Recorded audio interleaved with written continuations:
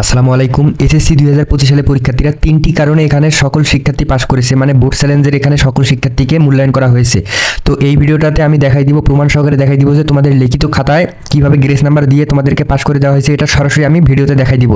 তো এই ভিডিওটা তোমরা সম্পূর্ণ দেখতে পারলে তোমাদের লিখিত খাতায় কিভাবে গ্রেস নাম্বার দিয়ে পাশ করিয়ে দেওয়া হয়েছে এবং শিক্ষা বোর্ডে কীভাবে রেজাল্ট তৈরি করেছে এই ভিডিওটাতে আমি সম্পূর্ণভাবে দেখাই দিব, প্রমাণ সহকারে দেখাই দিব। এবং বোর্ডের রেজাল্ট কিভাবে তৈরি হয়েছে, মানে রোল অনুযায়ী কিভাবে বোর্ডের রেজাল্ট তৈরি হয়েছে এবং বোর্ডের রেজাল্টে কিভাবে পাশ করানো হয়েছে সকল কিছু আমি এই ভিডিওতে দেখাই দিব। এখানে সর্বপ্রথমে যে তিনটি কারণে শিক্ষার্থীদেরকে পাশ করে দেওয়া হয়েছে এটা জানিয়ে দিয়েছি। এখানে তোমাদের তিন ধরনের স্টুডেন্ট কিন্তু আছে এবং তিনটা বিষয় লক্ষ্য রেখে শিক্ষা বোর্ড কিন্তু পাশ করে দিয়েছে। এখানে দেখো প্রথম যে বিষয়টা, যাদের রেজাল্ট মানে এটা আমি প্রথম থেকেই বলে আসছি, যাদের রেজাল্ট অকারণে ফেল হয়েছে, এখানে অনেক ভালো ভালো শিক্ষার্থীর রেজাল্ট ফেল হয়েছে। দেখা গিয়েছে তোমার স্কুলের খারাপ স্টুডেন্ট তোমার দেখে দেখে লিখে সে পাশ করছে, তুমি ফেল করছো। এখানে তোমার খাতাটাকে মূল্যায়ন করতে সমস্যা হয়েছে, তোমার আর কোনো সমস্যা নাই, খাতাটাকেই মূল্যায়ন করতে তারা সমস্যা করেছে। লিখিত খাতা আর এমসিকিউ, এই দুইটার মধ্যে তোমাদের যে কোনো একটাতে ভুল হয়েছে, এই জন্য তোমাদের রেজাল্টটা ফেল চলে আসছে। দেখা গিয়েছে অনেক ভালো শিক্ষার্থী যাদের রেজাল্ট A+, প্রত্যেকটা সাবজেক্টে A+, তাদের রেজাল্ট এক বিষয়ে ফেল চলে আসছে। তো এভাবে যাদের হয়েছে তোমরা এটা অকারণে ফেল, মানে এটা তোমাদের সরাসরি ভুলের কারণে ফেল হয়েছে আর অন্য কিছু না। এটা ভুল সংশোধন হবে বোর্ড চ্যালেঞ্জের মাধ্যমে। তো যারা বোর্ড চ্যালেঞ্জ করেছো শুধুমাত্র তাদের রেজাল্টটাই পরিবর্তন হবে।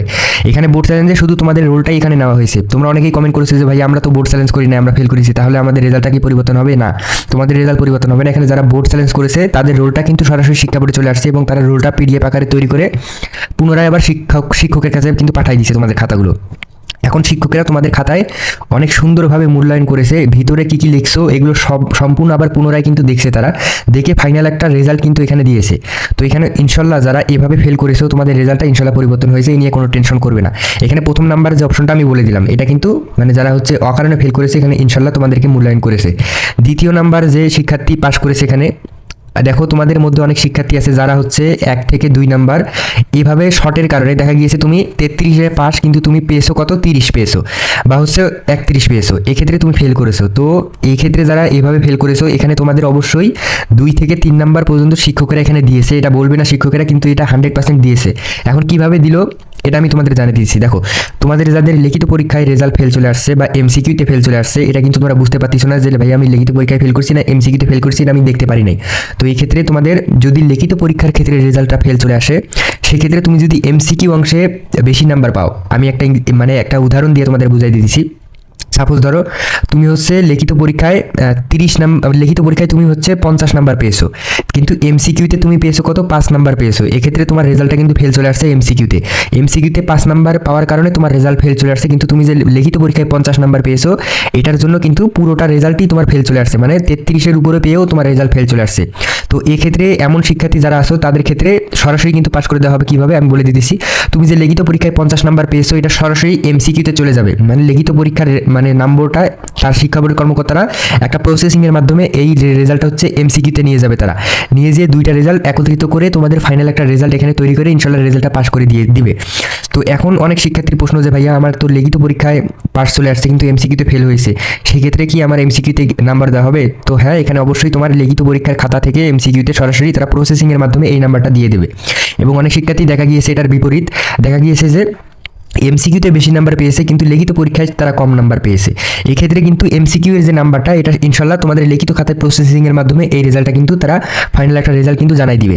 তো দুইটা কারণ, এখানে আমি দুইটা কারণ বলে দিলাম, এই দুইটা কারণে তোমরা পাস করবে। এখন দেখা যাবে যে অনেক শিক্ষার্থী একটা প্রশ্ন করেছে যে ভাইয়া খাতায় আমি কিছুই লিখি নাই, এক্ষেত্রে কি আমি পাস করবো?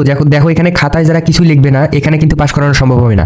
এখানে খাতায় যারা কিছু লিখে আসছো এবং যারা একটা বিষয় মানে এমসিকিউ প্লাস সিকিউ, এমসিকিউতে যারা ভালো করবে সেটা সরাসরি লিখিত খাতায় চলে যাবে, আর লিখিত খাতায় যেটা ভালো করবে সরাসরি এমসিকিউতে চলে আসবে।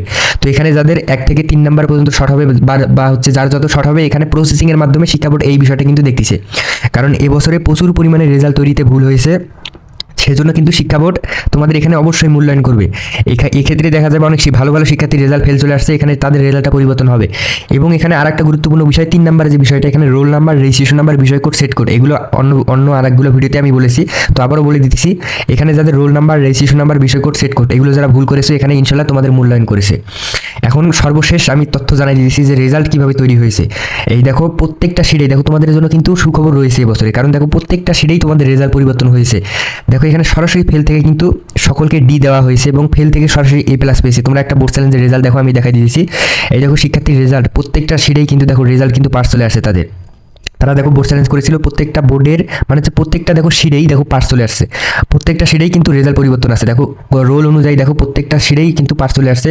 তাই তোমাদের এই বছরে ইনশাল্লাহ পাসের পরিমাণটা প্রচুর পরিমাণে থাকবে এবং শিক্ষা বোর্ডের কর্মকর্তারা এখানে তোমাদের অবশ্যই এখানে এক্সট্রাভাবে 3টা বিষয় কিন্তু দেখতেছে এবং এই 3টা বিষয়ের মধ্যে যদি তোমাদের একটা বিষয় থেকে থাকে ইনশাল্লাহ তোমরা অবশ্যই পাস করবে, এই নিয়ে কোনো চিন্তা করবে না। ইনশাল্লাহ এখানে সকলকে মূল্যায়ন করা হয়েছে। তাই তোমরা অবশ্যই সাবস্ক্রাইব করে তোমাদের মূল্যবান মতামতটি কমেন্ট করবে এবং শিক্ষা বোর্ডের যে কাজগুলো করতেছে আমরা সকল কিছু কিন্তু জানিয়ে দিতে পারবো এবং তোমাদের রেজাল্টটা 10 তারিখে প্রকাশ হবে। এই রেজাল্টটা কীভাবে দেখবে সকল তথ্য কিন্তু আমরা দিয়ে থাকবো এই চ্যানেলে। তাই তোমরা অবশ্যই সাবস্ক্রাইব করে আমাদের সাথে থাকবে। আমরা হচ্ছে সকল কিছু তোমাদের এই চ্যানেলে কিন্তু জানাই দিব। বোর্ড চ্যালেঞ্জের রেজাল্ট কীভাবে দেখতে হয় সকল কিছু এই চ্যানেলে তোমরা পাবা। তাই অবশ্যই সাবস্ক্রাইব করে তোমাদের মূল্যবান মতামতটি কমেন্ট করবে এবং ভিডিওটি শেয়ার করে দিবে যেন তোমাদের ফ্রেন্ড এই বিষয়টি জানতে পারে। তা জানলে তারা হচ্ছে চিন্তামুক্ত থাকবে। তো অবশ্যই সাবস্ক্রাইব করে ভিডিওটি শেয়ার করে দেবে ইনশাল্লাহ এবং তোমাদের মূল্যবান মতামতটি কমেন্ট করে জানাবে।